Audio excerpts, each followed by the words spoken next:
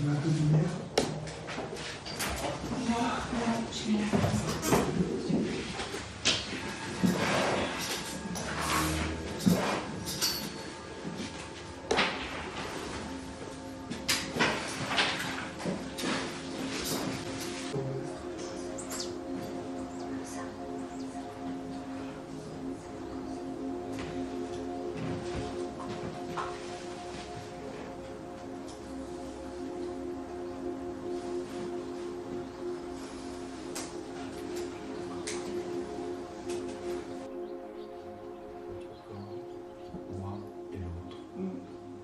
Il va falloir, si vous voulez vraiment aller au fond de votre problème, que vous compreniez ce qu'est un corps physique. Parce que si on regarde le mental, on veut comprendre le mental, toutes nos informations, on les a pêchées dans une expérience corporelle physique. La notion d'espace, la notion de séparation de moi et de l'autre, elle nous vient d'où? D'une expérience physique. Vous voyez, on voit quelqu'un, on dit il y a l'autre et il y a moi. Et puis lorsqu'on... Alors donc, vous voyez, le bébé quand il est dans son berceau, qu'est-ce qu'il fait? Il remue les jambes, les pieds, il tape son... Voilà, il commence à prendre une notion d'espace, à expérimenter l'espace. Et même les limites de l'espace, parce qu'il tape sur son berceau, il tape par terre. Vous avez vu? C'est quelque chose d'extraordinaire pour un bébé. Il commence à expérimenter la liberté de mouvement dans l'espace et les limites dans l'espace. Pourquoi vous ne vous êtes pas cogné contre le mur quand vous êtes rentré dans la pièce tout à l'heure?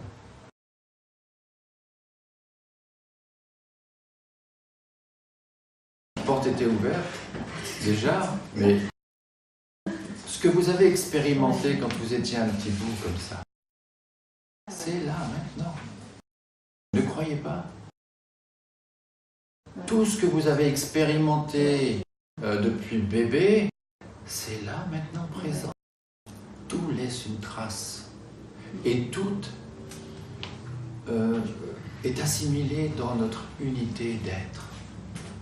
Vous voyez? Tout est là. Rien n'est mis de côté. Mais nous, après, on dit, bah, c'est moi. Je fais ceci, moi. Le moi, il recouvre tout. Mais le problème, c'est que on vit cette notion de moi. Alors, sur quoi repose cette notion de moi? Sur une notion physique et de corps limitée dans l'espace. Voilà. Vous êtes un corps, je suis un corps, alors il y a vous et il y a moi. Mais, lorsqu'on regarde, qu'est-ce que voir, entendre? On se rend compte qu'on le vit dans une unité d'être. On le vit à l'intérieur d'un espace, d'un champ. Et que dans ce champ, il n'y a pas de division. Ça jaillit à chaque seconde. À chaque mot que vous entendez, c'est un jaillissement de vie en vous. Mais à chaque seconde, la vie jaillit. C'est quelque chose de nouveau. À chacune de mes paroles, c'est un jaillissement de compréhension, un jaillissement de vie. Notre mental est devenu le double du monde physique. Toutes les infos que nous avons dans notre mental nous viennent de notre expérience physique. Voilà. Vous voyez, les notions d'espace, les notions... Quand vous pensez, qu'est-ce que vous faites? Vous avez une notion de vous qui parle à quelqu'un, voilà, patati, patala, patata. Il y a une notion d'espace, de moi et de l'autre, de moi qui parle à l'autre, de l'autre qui m'entend. Et puis, oulala, il faut que je dise des choses intelligentes, parce que sinon, on va me juger, on va me regarder. Ouais. Alors, on a expérimenté ce plan physique, on l'a assimilé dans une dimension psychologique. Et maintenant, on est beaucoup plus dans notre dimension psychologique, dans notre mental, que là maintenant. Maintenant. Il y a tout là maintenant. On a pris tout ce qu'il y avait là, et puis, même à la limite, ça nous embête.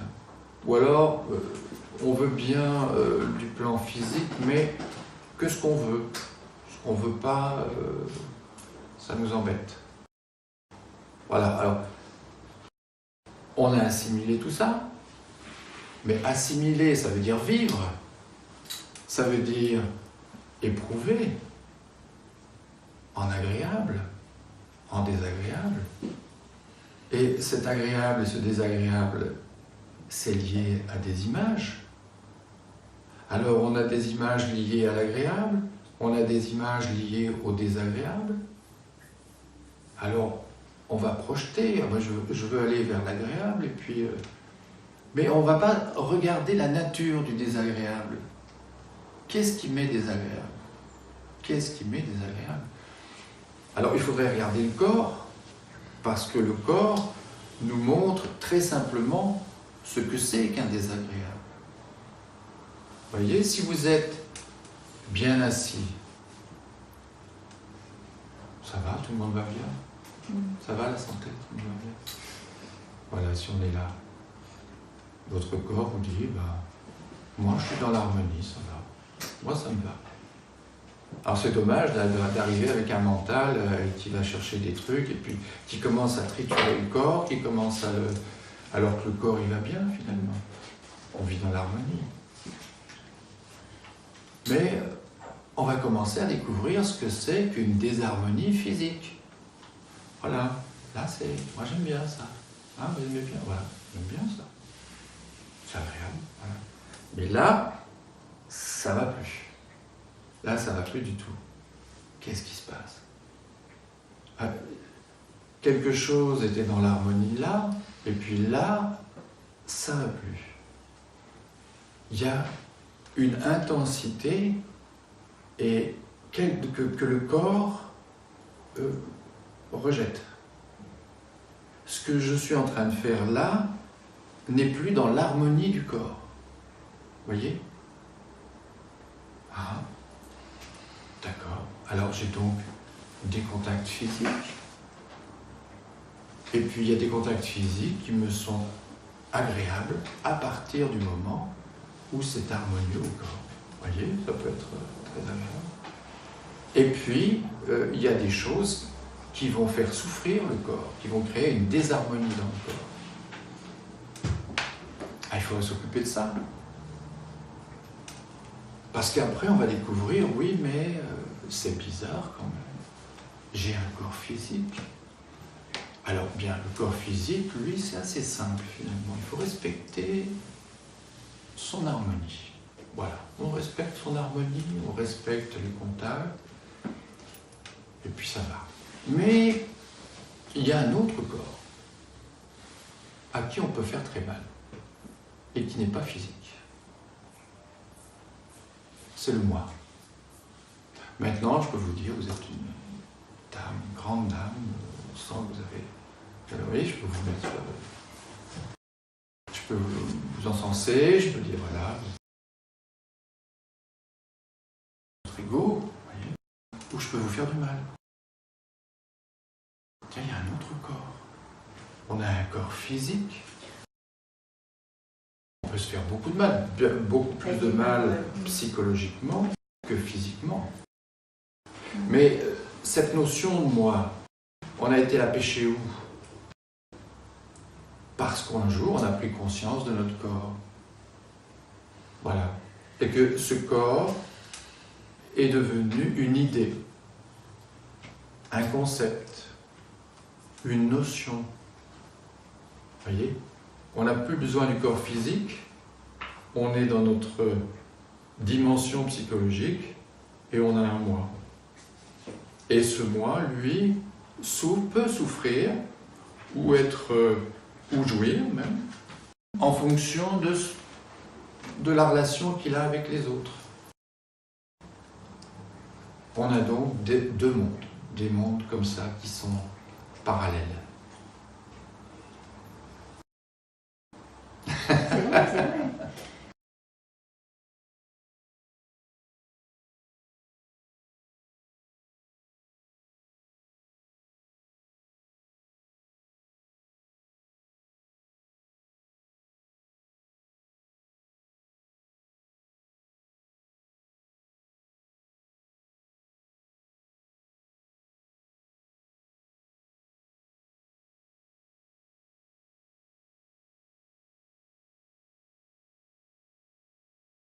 On ne peut pas l'effacer.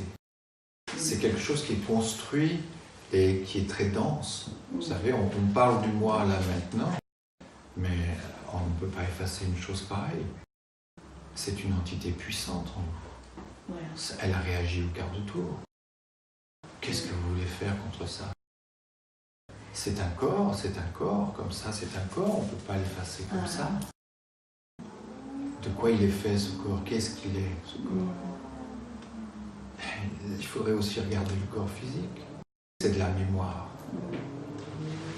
C'est un corps qui s'est construit, conçu, dans le champ de votre conscience, depuis que vous êtes bébé, que vous avez grandi, vous avez découvert votre corps, et vous avez commencé à vous identifier au corps, à voir l'image du corps. Mais voir l'image du corps, c'est ça qui va construire la notion de corps. Après, on n'a plus besoin de l'image du corps, on a juste à parler. Vous voyez, personne, on dit une personne. Et si on regarde le mot personne, ça veut dire qui est par le son. Ne parlez plus. Arrêtez de parler. Soyez libre, maintenant. Y a-t-il une personne? Un oiseau qui entend?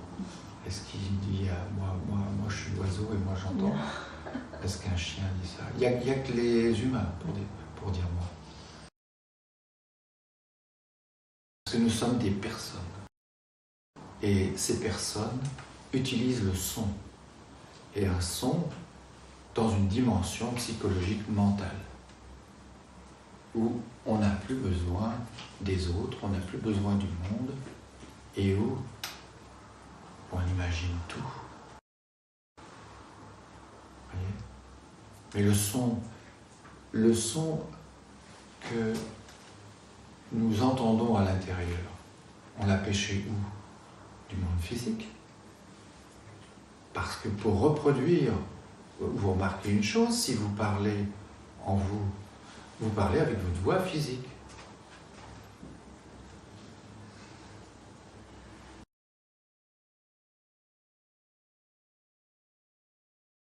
On n'est pas loin, quoi. Donc, c'est toujours, on voit que ce que l'on contacte mentalement vient d'une expérience vécue sur le plan physique. Ouais, exactement. Mais prendre conscience. Petite perception par petite perception. Comment fait le bébé? Comment sa conscience s'élargit? C'est perception par perception. Perception par perception. Il va prendre conscience du monde. Au début, il voit même pas à 10 cm, et puis petit à petit, il va... Voilà. C'est pas dehors, c'est en lui. C'est en lui que ça se fait.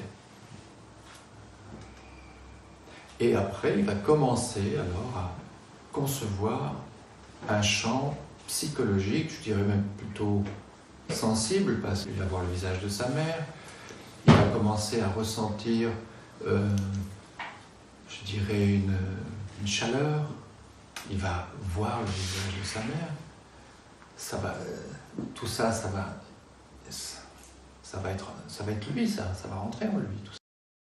Voilà.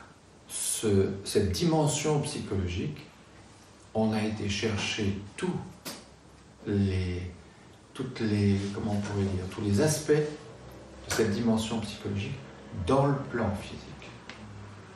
Tout ça vient du plan physique. Même nos idées, nos concepts, cette notion d'espace, de toi, de moi, de loin, de près, de ci et de là. Tout ça, ça vient du plan physique. Alors il faut bien étudier ça. Étudier les contacts. Qu'est-ce qui se passe au contact? Eh bien, une excitation électrique jaillit dans le corps. Voilà. C'est de l'électricité. Dans le corps physique, c'est de l'électricité. Cette excitation électrique qui jaillit dans le corps physique est vécue ou non vécue. Parce qu'on va s'apercevoir qu'il y a autre chose. On vit l'excitation électrique ou on ne la vit pas. Vous voyez, maintenant je dis votre pied gauche, hop, ça y est, vous prenez conscience du pied gauche. Parce qu'on a des idées reçues, voilà pourquoi je parle de ça. On a des idées reçues, on pense que c'est le corps. On pense que c'est le corps qui vit les choses. Mais est-ce que c'est le corps qui vit les choses?